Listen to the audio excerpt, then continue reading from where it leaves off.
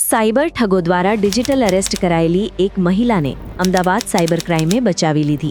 Bank મેનેજરની સતર્કતાથી Ahmedabad cyber ક્રાઇમે આ મહિલા અને તેઓની લાખો રૂપિયાની રકમ બચાવવા માટે કેવી રીતે ઓપરેશન પાર પાડ્યું તે જોઈએ આ લાઈવ દ્રશ્યો સાથેના રિપોર્ટમાં. करना है तो करो, नहीं तो उसके लिए ही आया वापस करना है. नहीं आप क्यों आए हो? मैनेजर बैठा है.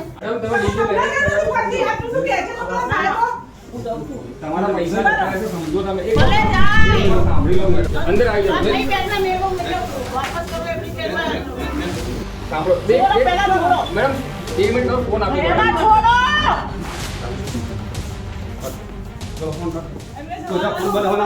અમદાવાદમાં એક વૃદ્ધાને સાયબર ઠગોએ ડિજિટલ અરેસ્ટ કર્યા. લાખો રૂપિયા પડાવવા માટે તેઓને ધમકાવ્યા. ડરી ગયેલા વૃદ્ધા બેંકમાં પહોંચી ગયા અને મેનેજર સમક્ષ એક એકાઉન્ટ નંબર આપી લાખો રૂપિયાની રકમ ટ્રાન્સફર કરાવવાની પ્રક્રિયા શરૂ કરાવી. વૃદ્ધા ગભરાયેલા લાગતા મેનેજરને શંકા ગઈ અને તેઓએ અમદાવાદ સાયબર ક્રાઇમને જાણ કરી દીધી. હાલમાં જે ડિજિટલ એરેસ્ટના કિસ્સાઓ જે વધી રહ્યા છે એને રોકવા માટે એમણે બેંકના અધિકારી કર્મચારીઓ સાથે સંપર્ક કરી અને જો આવું કોઈ વ્યક્તિ ડિજિટલ એરેસ્ટના નામે જો કોઈ બીજા કોઈ એકાઉન્ટની અંદર પૈસા ટ્રાન્સફર કરતા હોય તો તરત જ એની જાણ સાયબર ક્રાઇમને કરવા માટે જાણ કરવામાં આવેલી હતી. આ બાબતે આજરોજ બેંક ઓફ બરોડાના બેંક મેનેજર શ્રી અભિષેક સિંહ અને બેંકના અન્ય કર્મચારી રાજ પરમારરાવ એમની ફરજ ઉપર હાજર હતા. ત્યાં એમણે એક વૃદ્ધા જે છે એ ખૂબ જ ડરેલી હાલતમાં એમને ત્યાં આવેલા હતા અને 33,50,000 જેટલી માતબર રકમ જે છે એ કોઈ એકાઉન્ટની અંદર ટ્રાન્સફર કરવા માટે એ જણાવતા હતા. એમને બેંક કર્મચારીઓ એમની જે પરિસ્થિતિ જોઈ, એમના ચહેરા ઉપર જે ડરનો ભાવ જોઈ, એમને કંઈક ને કંઈક ખોટું થતું હોય એવું એમને લાગ્યું. તરત જ એમણે અમદાવાદ સાયબર ક્રાઇમનો સંપર્ક કર્યો. અમે તુરંત અમારી ટીમ જે છે એ બેંકમાં જઈ અને આ વૃદ્ધાનું કાઉન્સેલિંગ કરવામાં આવ્યું. સાયબર ક્રાઇમની ટીમ તાત્કાલિક બેંકમાં પહોંચી. આ મહિલા બેંકમાં જ હતી. સાયબર ક્રાઇમનો સ્ટાફ તેઓની પાસે પહોંચ્યો. તે સાથે જ આ વૃદ્ધા બેંકમાં આમથી તેમ ભાગવા લાગ્યા.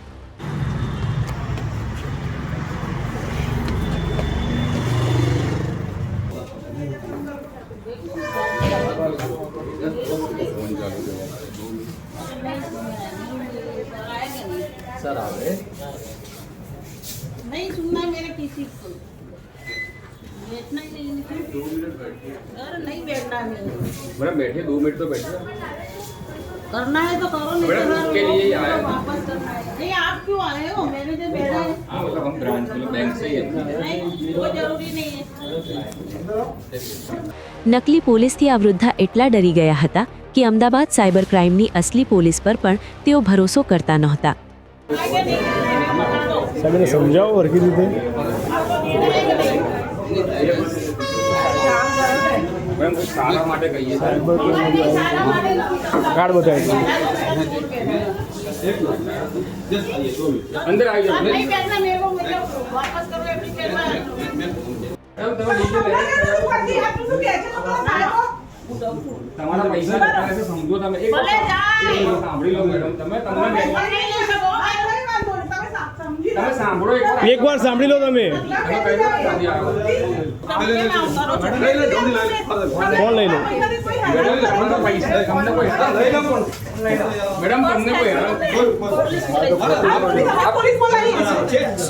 આ પોલીસ જ છે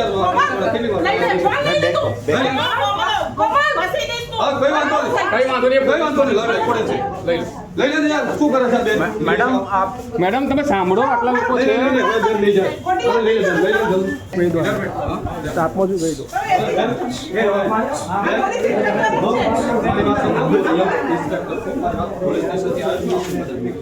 સાયબર ક્રાઇમની ટીમ જ્યારે બેંકમાં પહોંચી ત્યારે પણ તેઓ તેમને ડિજિટલ અરેસ્ટ કરનાર વ્યક્તિ સાથે લાઈવ હતા. એટલે કે સામેવાળા ઠગનો મોબાઈલ કોલ ચાલુ હતો.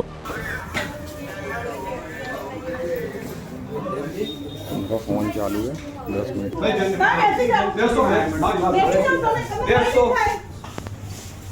हेलो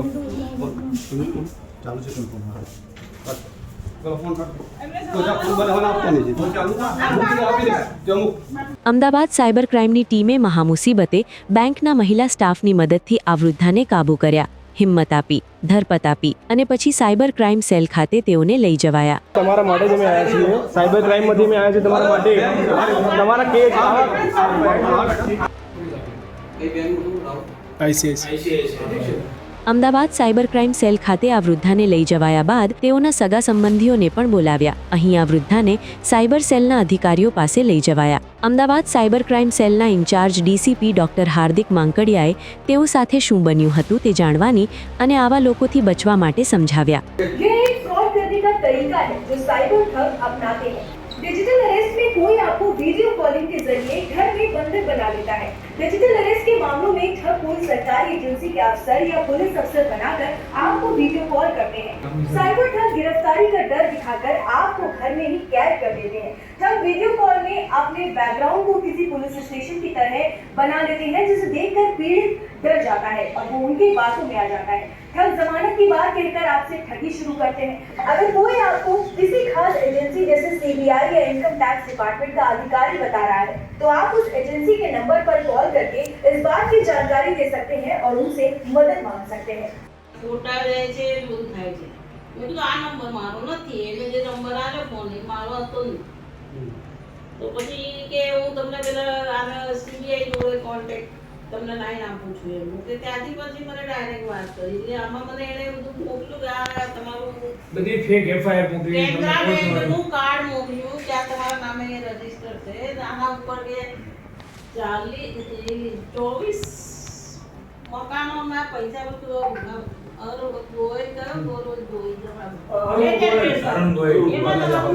વર્ષોથી એમનું ચાલે છે.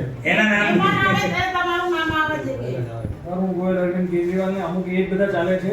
પછી પાછો ફોન આવશે અને ખબર છે કે આપણે ડરી ગયા છે તો પાછો ક્યાંથી ફોન આવશે. કોઈ ઘરમાં નહીં હોય તો જરાય ડર્યા વગર કંઈ 1 રૂપિયો આપવાનો નથી, બ્લોક કરી દેજો. નંબર અમે લખો. પણ રૂપિયા ના આપતા કોઈ. તમારો નંબર એવો આપી દો ને કે આવું કે અને એમને જે અકાઉન્ટ આપ્યા હોય એ બધા હા સર, એ એકાઉન્ટમાં 32 લાખ રૂપિયા પડ્યા છે. સીઝ કરે.